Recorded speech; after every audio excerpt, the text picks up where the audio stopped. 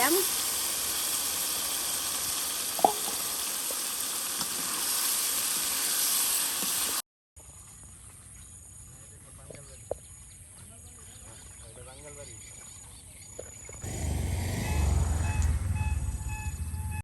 ও নানি, কচুটা কি করবা? কচু দিয়া বড়া বাজমু। কচুর বড়া? কচুর বড়া, হ্যাঁ। বাহ, দেখুন কচুর বড়া সেই খাইতে স্বাদ। কচুর বড়া নিয়ে আসা হলো কচু পানিতে ক্ষেত তুলে থেকে। নিয়েছি তো। আর এখন কিন্তু কচু পরিষ্কার করে নেওয়া হচ্ছে। আর এই কচু দিয়ে নাকি নানি কচুর বড়া তৈরি করবে।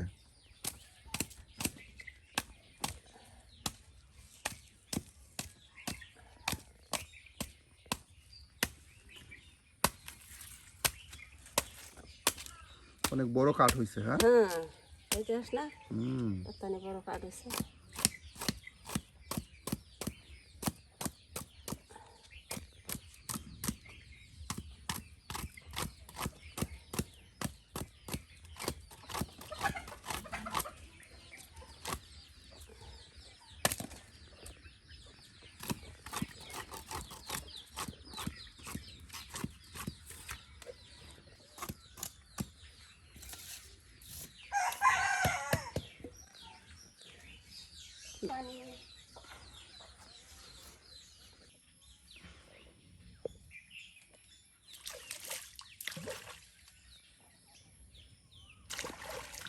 এই যে দেখ পানি, দেখছ?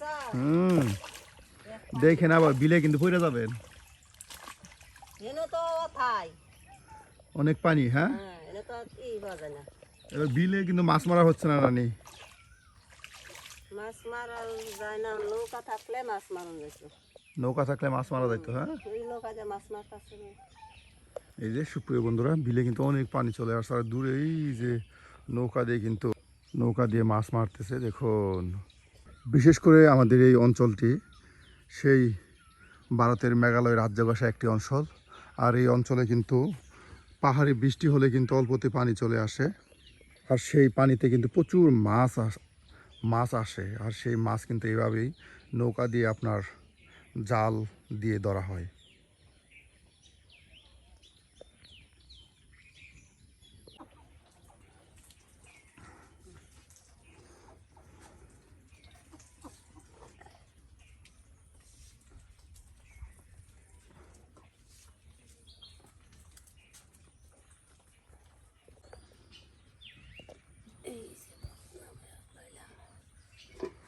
ভাত পাকানো শেষ। আর এখন নানি কি রান্না করতেছেন?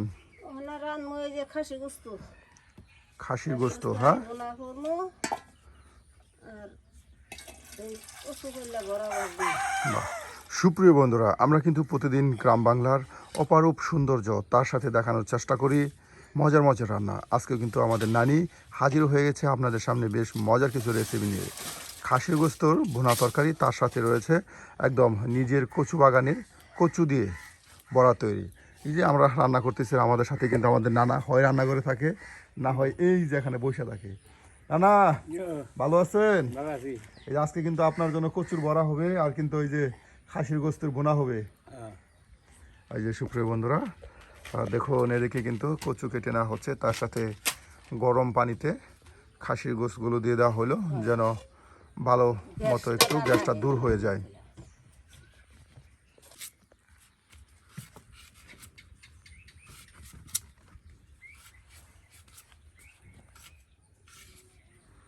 কুসকুসা কচু গো।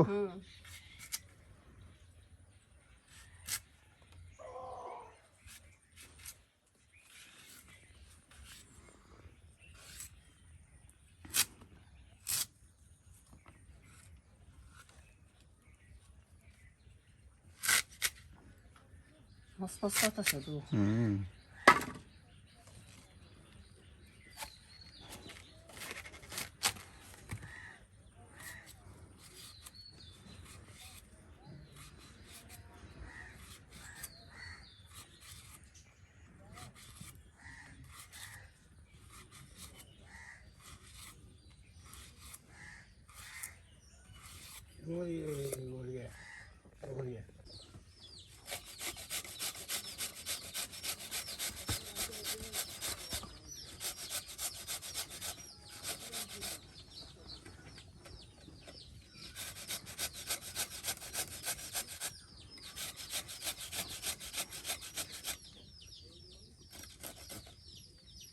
একদম অল্প সময়ের মধ্যে, হ্যাঁ হ্যাঁ টন্ডে যাবো একদম অল্প সময়ের মধ্যে এই কচুগুলো একদম কুচি কুচি করে নেওয়া হবে, কেটে নেওয়া কচুর টুকরোগুলো।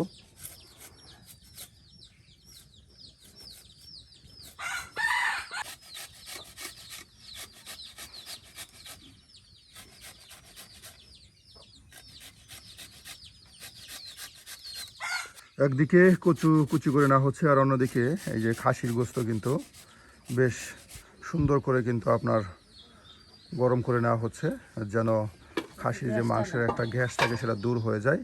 দেখুন একমতো প্রায় সিদ্ধ হয়ে গেছে, হ্যাঁ মশলা টসলা কষায় তো মশলা কষিয়ে দিয়ে দিলে কিন্তু অল্প সময় মধ্যে রান্না হয়ে যাবে। আর এদিকে কিন্তু এই যে কচুর টুকরোগুলো কুচি কুচি করে নিয়ে আর এরপর একদম মচমচে বড়া হবে, তাই না? মশলা হবো আর দিব চালের গুঁড়ি দিব। বা চালের গুঁড়া দিয়ে কচুর বড়া তৈরি করা হবে, এটা কিন্তু খুবই মজার বড়া হয়। এই যে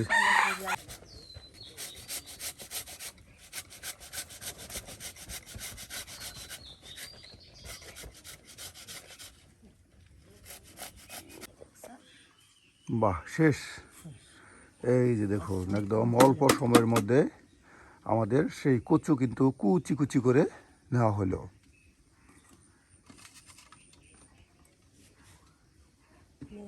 মেশিন হলে টন্ডে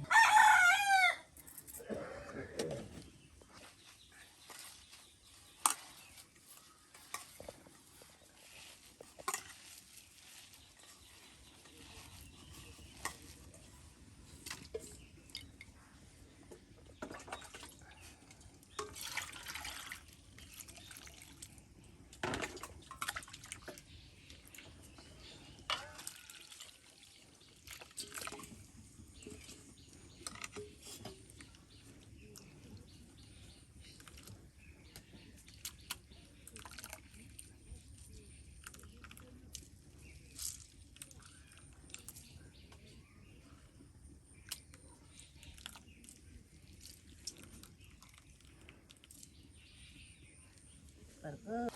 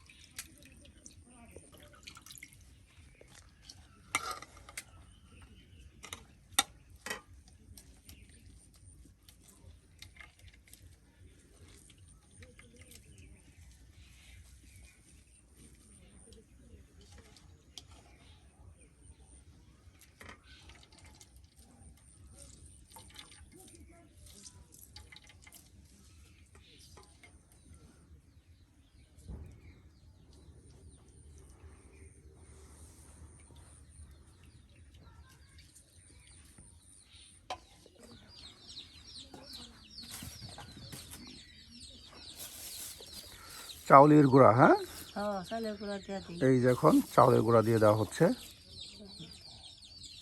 আর বিশেষ করে চালের গুঁড়া দিয়ে যে কোনো বড়া তৈরি করলে সেই বড়াগুলো একদম মচমচে হয়। মশলা হয় বড়া।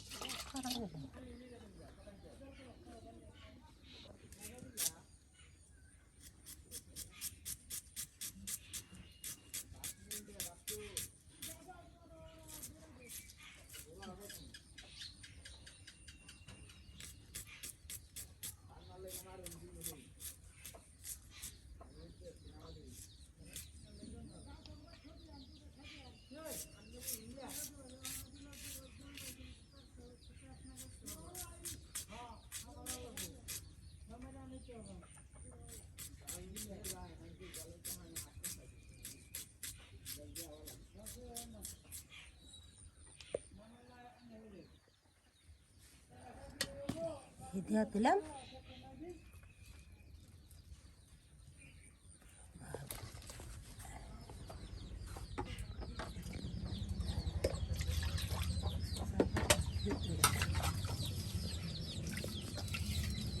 বাহ নানি, হ্যাঁ, একদম সিদ্ধ হয়ে তো মাংস হয়ে একদম গেছে। অল্প হয়ে গেছে গো। বুঝতে অল্প হয়ে গেছে। হ্যাঁ, এই যে খাসির গোস্ত দেখুন কতটা সিদ্ধ করে না হলো। বিশেষ করে রান্নার আগে খাসির গোস্ত সিদ্ধ করে নিলে খাসির যে একটা গ্যাস আছে সেই গ্যাসটা আর থাকে না।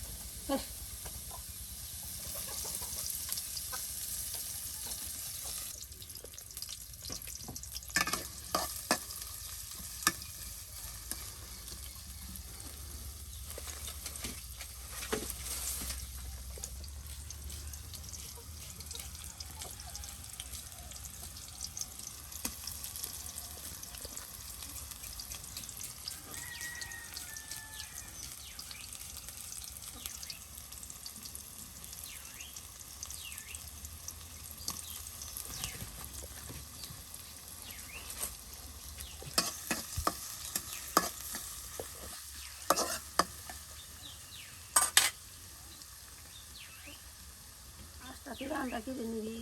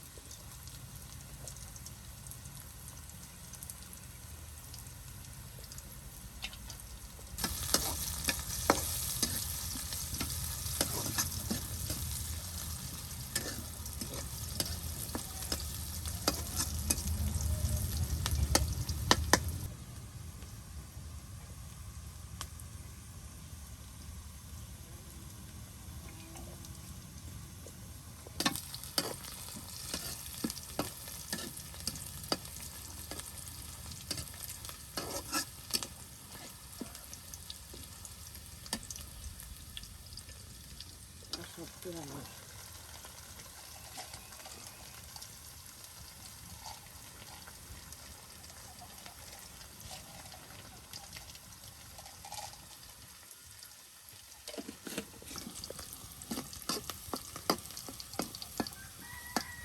মান যায়।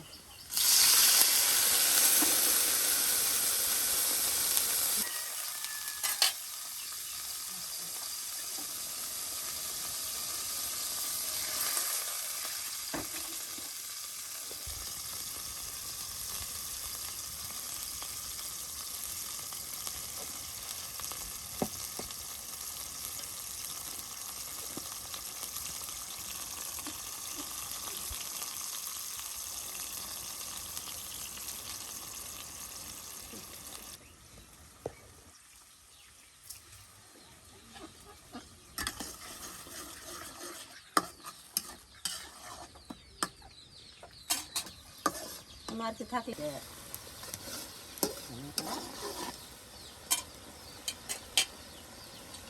বাহ, মশলা কষানো হয়ে গেল। হ্যাঁ, এই যে সুপ্রিয় বন্ধুরা, মশলা কষানো হয়ে গেল। আর এখন কিন্তু সেই খাসির গোস্তগুলো দিয়ে দেওয়া হবে।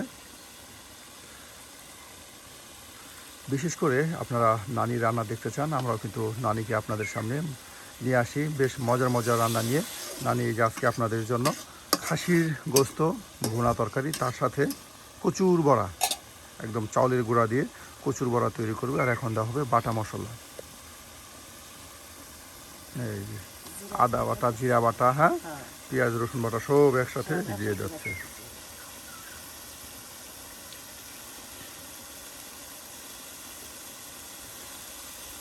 বেশ মজা করে কিন্তু রান্না করা হচ্ছে।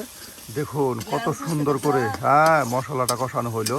আসলেই রান্নার সৌন্দর্য হলো রান্নার আয়োজন, আর তরকারির সৌন্দর্য হলো সেই মশলা কষানো। আর আজকে কিন্তু নানি সেই সুন্দর করে একদম মশলা কষিয়ে নিচ্ছে। বিশেষ করে প্রত্যেকটি রান্নায় কিন্তু সুন্দর করে গুছিয়ে নিয়ে এরপর মশলা কষিয়ে মজিয়ে রান্নাবান্না করে থাকে। বেশ সময় নিয়ে কিন্তু এই মশলাটা কষানো হলো। আর আরও ভাজা ভাজা করে নিয়ে এরপর সেই খাসির গোস্তগুলো দিয়ে দেওয়া হবে।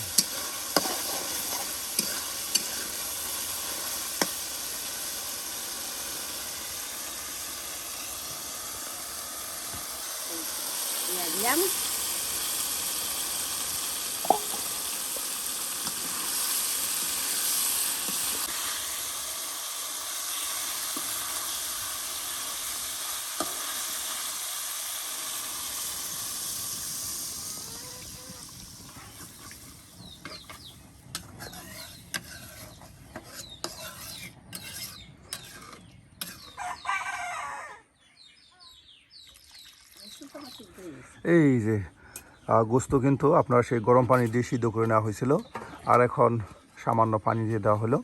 অল্প সময়ের মধ্যেই আপনার বোনা বোনা হয়ে যাবে, পানিটা টেনে গেলেই। আর আমি কি বলবো বন্ধুরা, নানি যেভাবে মশলা কষিয়ে মাংস দিচ্ছে, তখনই কিন্তু একটা ঘ্রাণ শুরু হয়েছে। আর এখন কিন্তু একদম বেশ ঘ্রাণ বের হচ্ছে।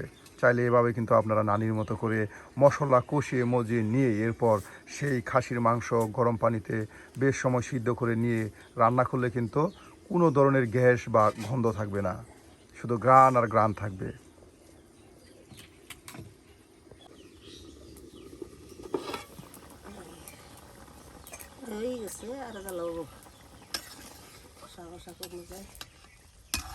মাখা মাখা হয়ে যাবে। হ্যাঁ,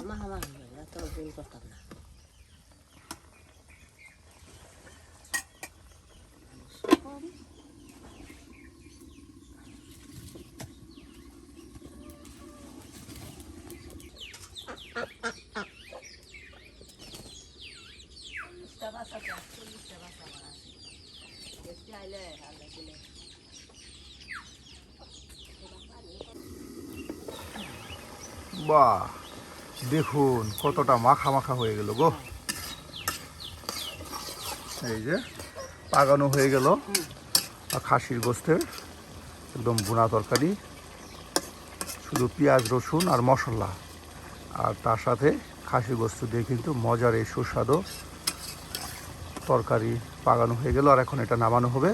আর এরপর একদম কাঠ কচু দিয়ে চাউলের গুঁড়া দিয়ে বড়া তৈরি করে আপনাদের দেখানো হবে। হুম,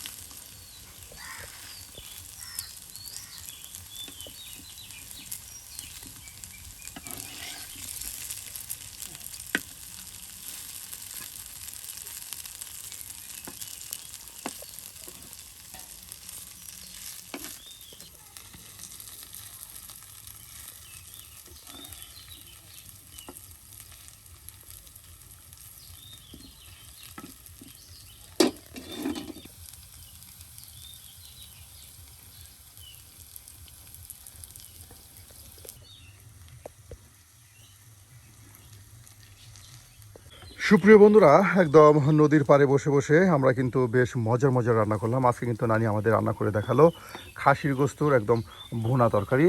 তার সাথে কিন্তু এই যে কাঠকচু দিয়ে চাউলের গুঁড়া দিয়ে মজার বড়া।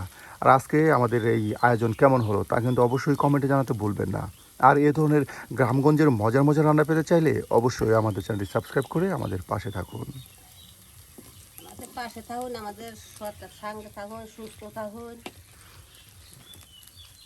বাহ, ভালো থাকুন ভালো থাকুন, নিরাপত্তা থাকুন। আর এ ধরনের রান্নাগুলো তৈরি করে খান। হ্যাঁ, রান্নাগুলো তৈরি করে খাই। এই যে আমার মতন ভাজি, তেলের ভাজি করলাম, কচু বড়া বানাইলাম, খাসি গোস্ত রান্নাম। শেষ হয়ে গেল আজকের মতো আমাদের রান্না। আমার রান্না শেষ। এই কচুর বড়া ভাজলাম, বাহ, তেলে থক থক পক পক এই যে করতেছে। কচুর বড়া আর তার সাথে রয়েছে আপনার খাসির গোস্ত। মস মস করতেছে বড়া। হুম। শেষ আমার।